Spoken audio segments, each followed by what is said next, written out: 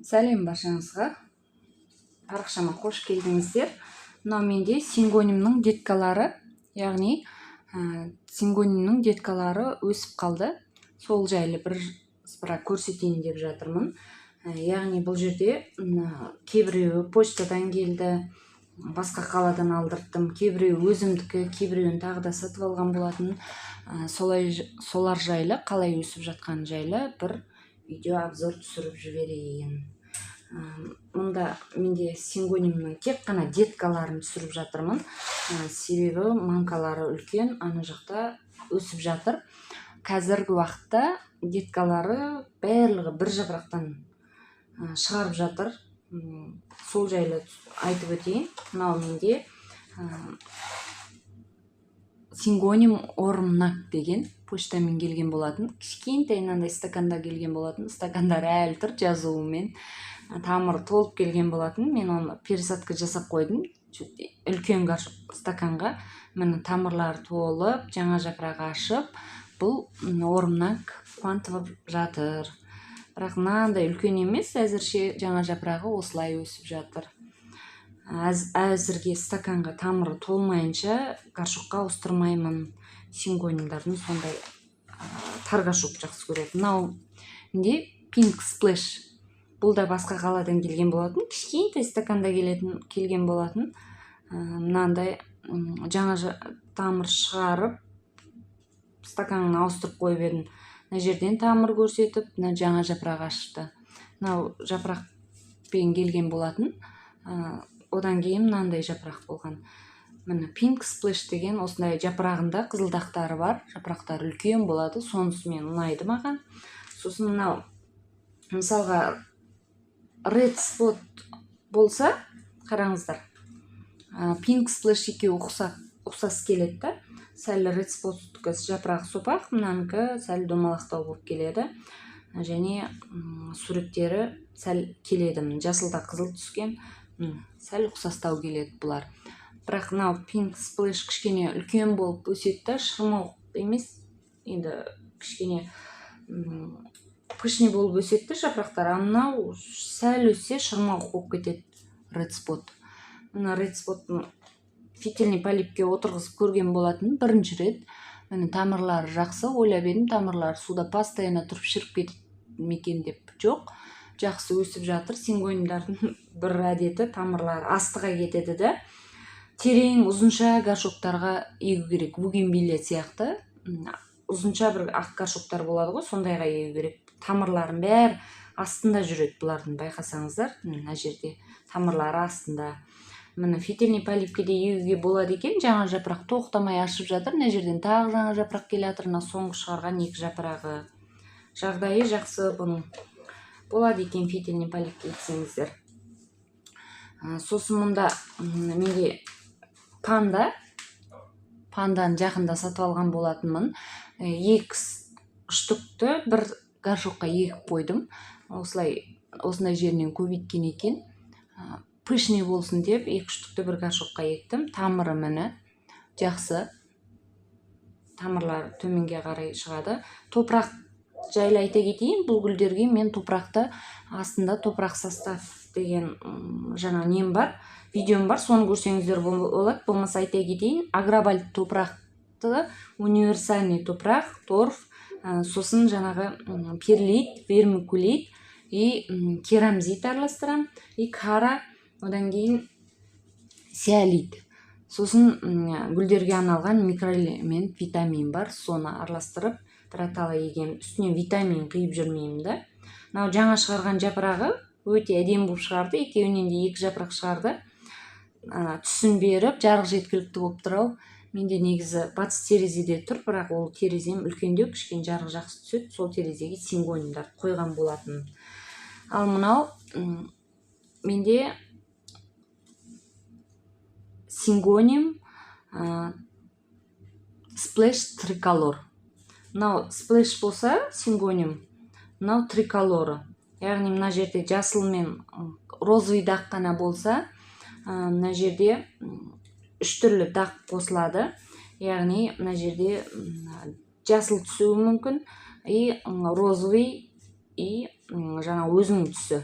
3 сүрет. Мына қазір әзірше бермей тұр, жарық жеткіліксіз болып. Үлкен суретін көрсеңіздер, триколор деп міне жасыл, розовый и ашық жасыл 3 түс береді, әдемі көрінеді.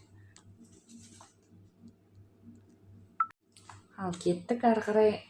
Панда жақсы өсіп жатыр. Мына жерде менде тағы да деткасы бар панданың. Сол үшеуін қосып бір горшокқа егемін бұйыртса.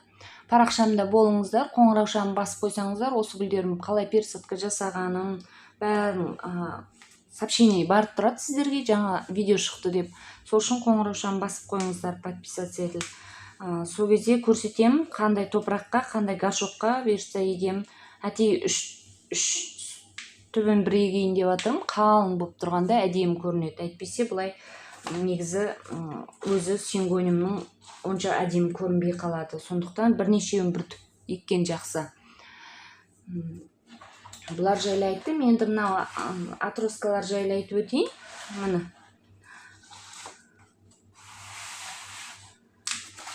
Бұлардың жағдайы жақсы. Бұлар простой сорттары, яғни мынау Waterfly деген сорты. Мына жерде көбіне жыртылады. Егер ауа құрғақ болса, жаңағы тура жапырақты ашып жатқан кезде, жарық жеткіліксіз жерде тұрса, шіркей болса, сондай кезде жыртылады. Және ашқан кезде қолмен көмектесіп жіберсек, жарық жеткіліксіз болса, сондай кезде жыртылады. Мынау жаңадан шығарған жапырақтары, Waterfly'дің бір жақсы жапырақтары үлкен болады. Өссе үлкен болып өседі, сонысы жақсы, сонысы ұнайды маған. Мынау жасыл түрі простой. Менде бұл сорты бар. Енді бұл сортым розовый неон деген сорт бар ана жақта менде. Үлкен мамкасынан кескен жоқ матроска. Сол екеуін кесіп бір горшокқа ексем деймін. Тамырын қараңыздар, көрініп тұр. Жақсы тамыр жағдайы. Бұйыртса соған қосып егіп көрсететін болам. Әдемі болады, розовый мен жасыл бірге егілсе. Мынау менде жаңағы арым браун дейді, шоколад дейді, сингонимның осындай цветі, әдемі цветі, шоколадный, былай живой көргенде. Мынау арасында шығарып жатқаны, жаңадан шығарып жатқанда қиып қызыл болып шығарады, әдемі болып шығарады. Қазір камерадан көрініп жатыр ма? Әдемі болып шығарады, жылтырап бір қою қызыл болып, клубничный цвет болып. Міне содан кейін мынандай болады, жасыл түсті болады. В общем, шоколадный ерекше бұл да. Түсі богатый енді. Өзіме ұнайды. Еще капризный емес. Сингонимдар вообще капризный емес. Негізі сингонимнан бастасаңыздар болады. Жаңадан гүл өсірушілер. Қайсы гүлден бастаймын десеңіздер. Және тез тамырлайды, тез өседі, тоқтамай жапырақ шығарады. Главный тар горшок болса болды бұларға. Сондай қазір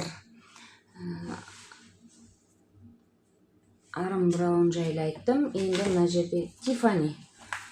Сингонимның Тиффани деген сорты мына жаңа жапырақ ашты. Бәрінде жаңа жапырақ ашып жатыр. Тоқтамай жаңа шығарған жапырақтар әдемі болып жатыр.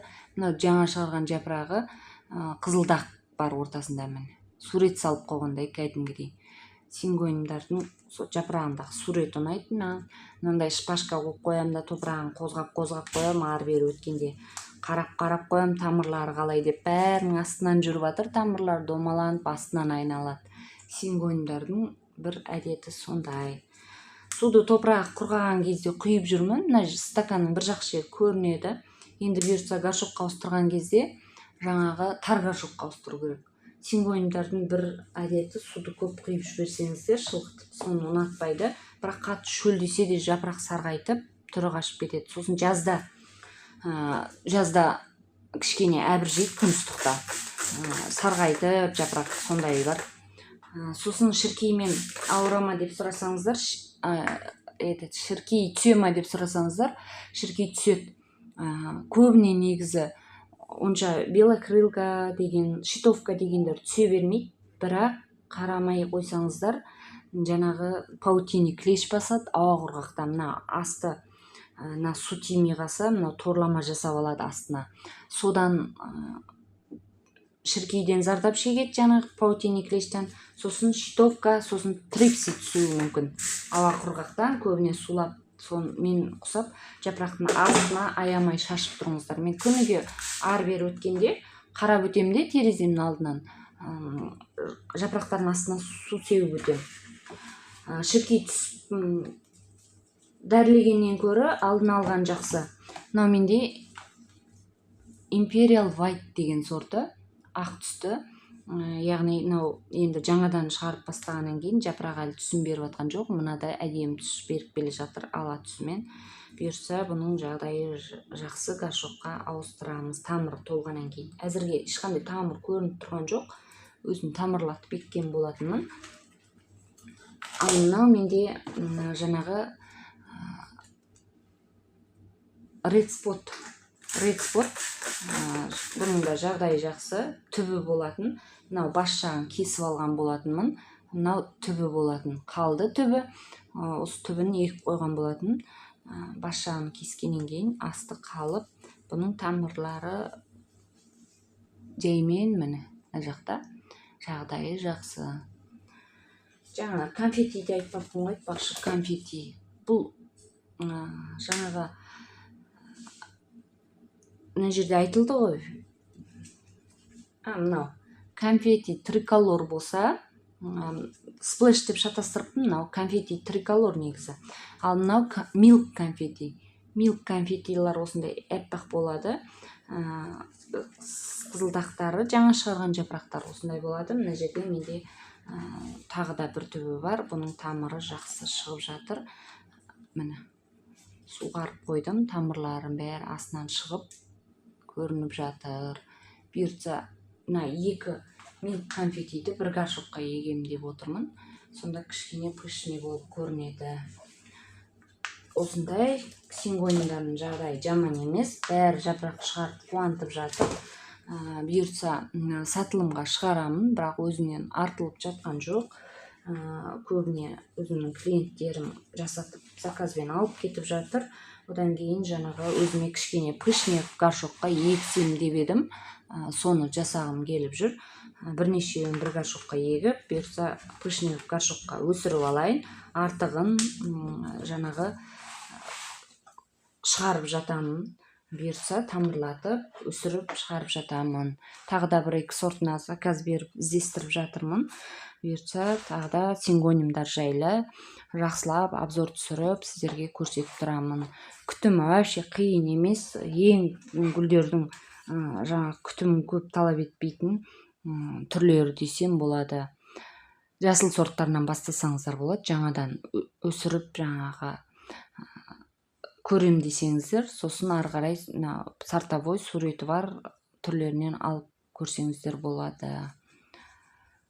Парақшамда отырсаңыздар, лайк басып, жаңа сұрақтарыңыз болса жазып отырыңыздар. Айтпақшы, сіздерде осы сингониумдардың қай сорты бар, қалай өсіп жатыр, ол жайлы да жазып отырсаңыздар болады. Қош сау болыңыздар.